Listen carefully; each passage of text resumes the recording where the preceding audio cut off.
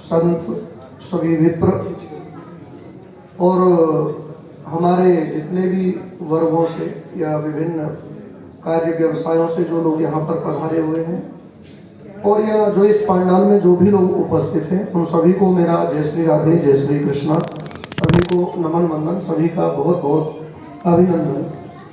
मैं ब्राह्मण समाज का एक छोटा सा बालक हूँ और हमारे पत्रकार महोदय और साथ में एडवोकेट भी हैं हमारे बड़े भैया जिनका नाम है मोहन श्याम जी, तो इनके माध्यम से मेरी मुलाकात ब्रह्म भारती परिवार से हुई और महेंद्र दत्त आचार्य जी इनका जब से जुड़े हैं तभी से इन्होंने मुझे अपने ब्राह्मण समाज से जोड़ा।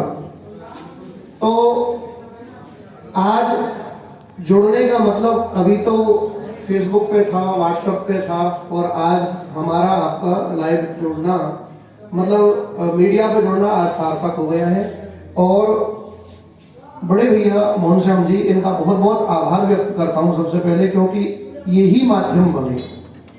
अब यहाँ पर ये जो आयोजन हुआ है इसके लिए भैया ने, महेंद्र दत्त जी ने मेरे को निवेदन किया और मैं गुड़गांव में था, एक गौशाला वहाँ पर है जिसमें लगभग 4000 के दाएं बाएं गायें हैं और वहाँ पर मेरा नियम है कि हर साल वहाँ पर हम भागवत कथा का आयोजन करते हैं और उन गौओं के लिए जो भी बन पड़ता है वहाँ पे जो भी आता है राम दक्षिणा वो सब वहाँ पर समर्पित की जाती है। तो मैं अभी उस कार्यक्रम में था, महेंद्र दत्त जी का बार बार मेरे को संदेश मिल रहा था कि प्रभु अगर आप मौका मिले, समय मिले तो आप जरूर आइएगा। मैंने कहा ब्राह्मण समाज का कार्यक्रम है, मैं अवश्य आऊँगा और इनके आग्रह पर मैं यहाँ पर आज उपस्थित हूँ और मुझे ये जानकर के बड़ी प्रसन्नता हुई है कि एक बहुत अच्छी पहल ब्रह्म भारती ने की है। हमारे समाज में 16 संस्कार होते हैं और उन 16 संस्कारों में अब मुख्यतः लगभग 3 संस्कार ही हमारे काम आ रहे हैं और यही प्रचलन में है। समय की विडंबना, समय की गति, उसने इतनी जल्दी इतना परिवर्तन किया है जिसका कोई ठिकाना नहीं है। आज केवल जात कर्म संस्कार, नामकरण संस्कार, विवाह संस्कार और उसके बाद में ये जो अंतिम संस्कार, यही संस्कार हमारे प्रचलन में है और उसका कि हम लोगों ने और भारतवर्ष ने इतने दुख, इतने दर्द, इतने युद्ध झेले हैं जिसके कारण हमारी संस्कृति तहस नहस हो गई। और ये आप जानते होंगे कि ब्राह्मण समाज ही एक ऐसा समाज है जो प्रत्येक समाज को जोड़ने का काम करता है। संस्कारों के माध्यम से हम लोग जुड़ते हैं और पूरे समाज को साथ लेकर के ये समाज चलता है।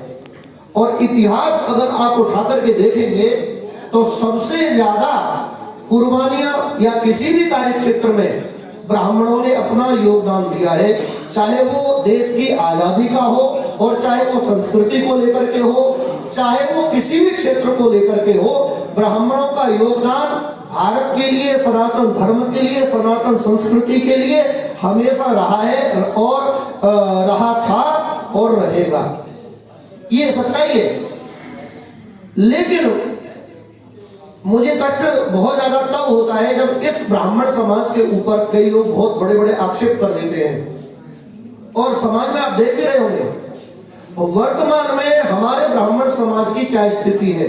चाहे राजनीति ले लीजिए, चाहे आप व्यवसाय ले लीजिए, चाहे आप किसी भी क्षेत्र में देख लीजिए, जिसको भी पता लगता है कि ये ब्राह्मण है तो थोड़ी सी ऐसे दूरी बनाने की कोशिश करते हैं।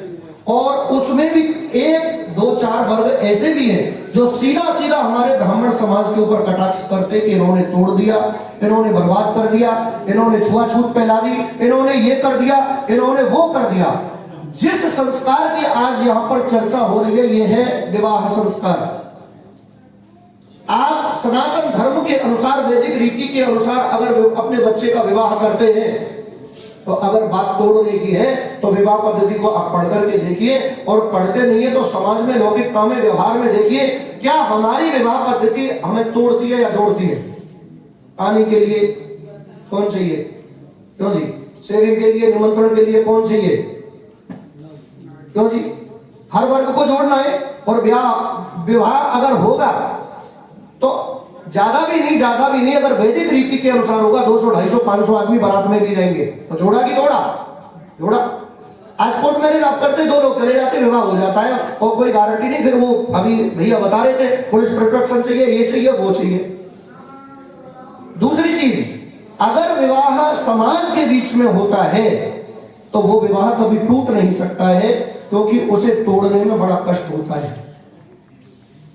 मेरे सनातन धर्म का कोई भी संस्कार वो तोड़ना नहीं, वो जोड़ना सिखाता है। अगर बात थोड़ी छुआछूत की रहती है तो वो कोरोना ने स्पष्ट कर दिया है कि थोड़ी दूरियां क्यों जरूरी हैं।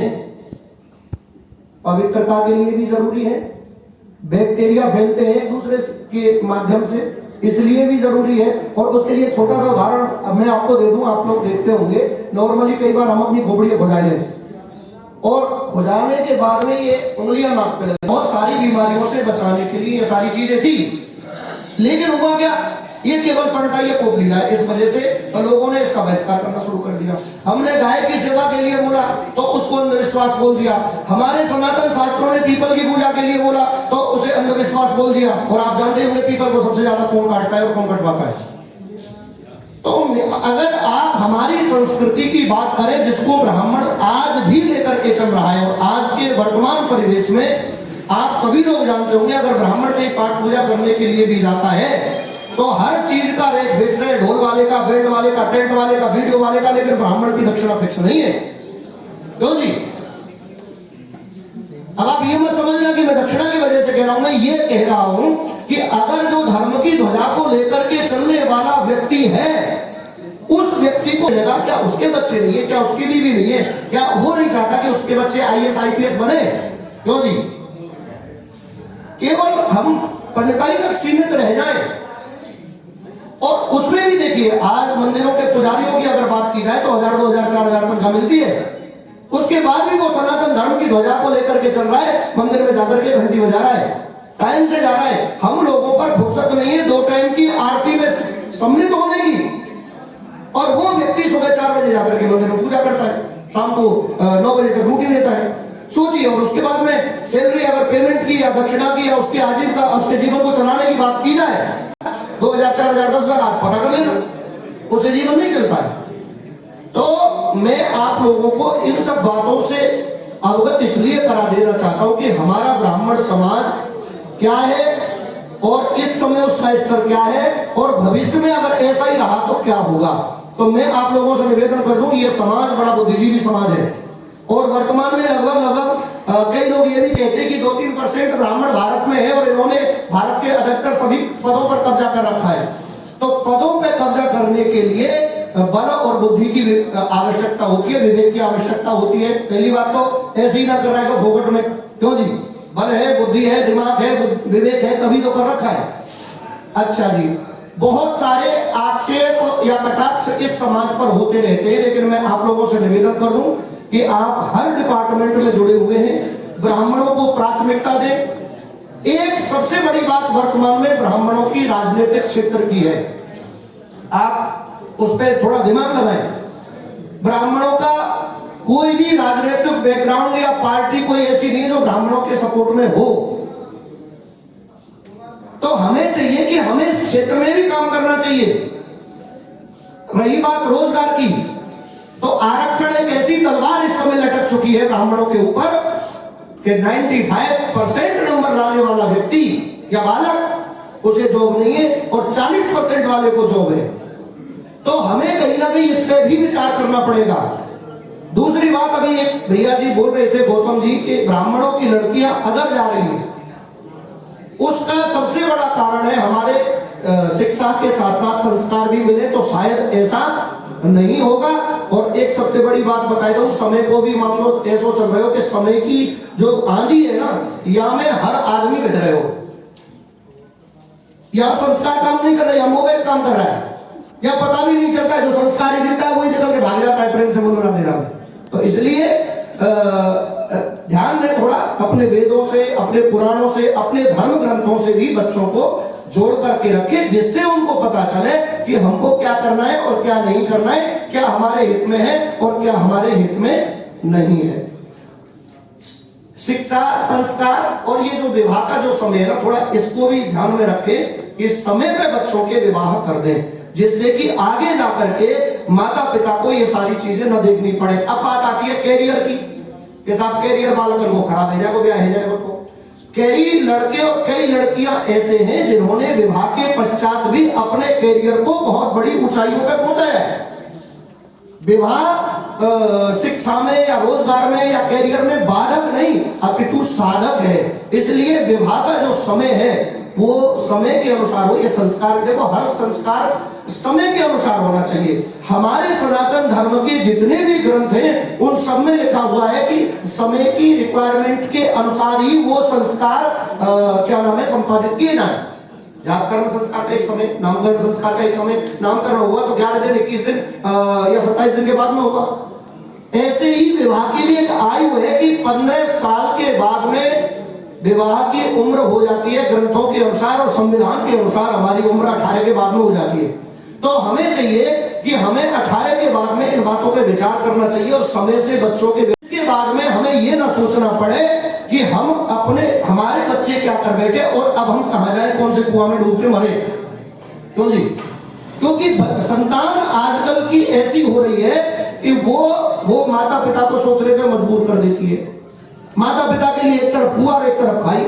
तो इसलिए जैसे भूख लगने पर भोजन स्वादिष्ट लगता है, वैसे ही बच्चों के लिए जो भी हमारे संस्कार है जितने हम कर सके वो समय पर करें, समय की जो रिक्वायरमेंट है उसके अनुसार करें। और मैं बहुत बहुत बधाई देता हूं ब्रह्म भारती परिवार को कि जो उन्होंने मुझे अपने इस प्यारे से समाज से, ब्राह्मण समाज से मिलवाया और हमारे पूज्य दादाजी से मिलकर के बड़ा मुझे अच्छा लगा। बहुत मेरा सौभाग्य है कि आप सब लोगों के दर्शन हो रहे हैं और मुझे लगता है कि आगे भी आप सब लोगों के दर्शन होते रहेंगे।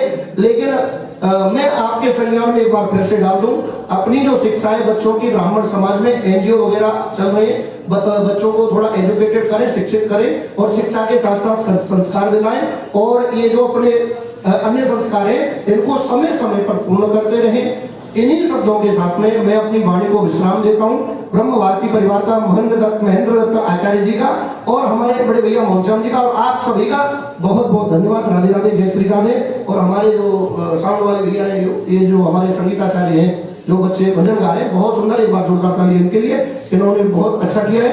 और ये जो साइट लॉन्च की है ये बहुत अच्छी साइट है, इस पे सभी लोग, हाँ अब यहाँ तो एज ग्रुप भी मिल जाएगा क्योंकि विवाह 40 साल तक हो रहे हैं। इसका एक सबसे बड़ा नतीजा निकलेगा लेट विवाह होने का। वो एक हमारे ब्रज में कहावत है कि अगाई फसल और अगाई संतान फायदामंद रहे। प्रेम से बोलो राधे राधे। नहीं, अगर विवाह लेट होगा तो एक पीढ़ी से वंचित हो जाना पड़ेगा। अगर विवाह 40 पे होता है तो छोरा ने खिलावे को कि नाती ने खिलावे को। क्यों जी? इसलिए विवाह की जो उम्र है लगभग 20 साल कर दो, चट मंगनी पट गया। छोरा खूब नहीं करे, छोरी नहीं करे, ना है अभी कैरियर बन तो देखो पीछे, ये भी तो कैरियर है। क्यों जी? जब ये कैरियर ना बनो, अब मान के चलो बच्चे पढ़ गए, पढ़ने के बाद में अपना घर नहीं बसा पाए तो उनको कैरियर का दो देना। जो बालक पढ़ लिख के अपने घर न बसा पावे, न चला पावे, वहां तो कैरियर चाहे तू जितनो भी पढ़े हो चौपट है, मेरी नजर में चौपट है। तो इसलिए मैं निवेदन करता हूं, जो छोटे बच्चे जो जाते हैं 20-22 साल की उम्र होती है, उसी समय लगभग जवानी में पदार्पण करते हैं, तो वो अपना अच्छा बुरा सोच सकते हैं और परिवार में ढल सकते, रह सकते, परिवार शांतिमय जीवन जी सकता है, बहुत सारी चीजों से बचे रहेंगे। तो इस साइट पे सारी चीजें आपको मिलेंगी। इन्हीं शब्दों के साथ में मैं अपनी वाणी को विश्राम देता हूँ। बहुत बहुत धन्यवाद। राधे राधे, जय श्री राम। व्यक्ति नहीं हूँ, लेकिन जितना मैंने सुना, और मैं तो सब बड़े बूढ़े की एक बात जानूं, पहले पुराने जमाने में बड़े बूढ़ी इनके जो पैर दबाए, आजकल तो रिमोट कंट्रोल से पैर छीने, लेकिन पहले पैर मसक के दबाए जाते। तो जब वो मसक के दबाते कोई भैया मानी तो बड़ी बूढ़ी आशीर्वाद देती, बोले नौहन हारी के दो हूज हैं, एक मुक्ता में पटवा। ये जो संस्कार की जो परंपरा है, कहीं ना कहीं एक दूसरे को जोड़ने की परंपरा है। आज हम और आप सब जुड़ रहे हैं शुभपरिणय.com के इस शुभारंभ के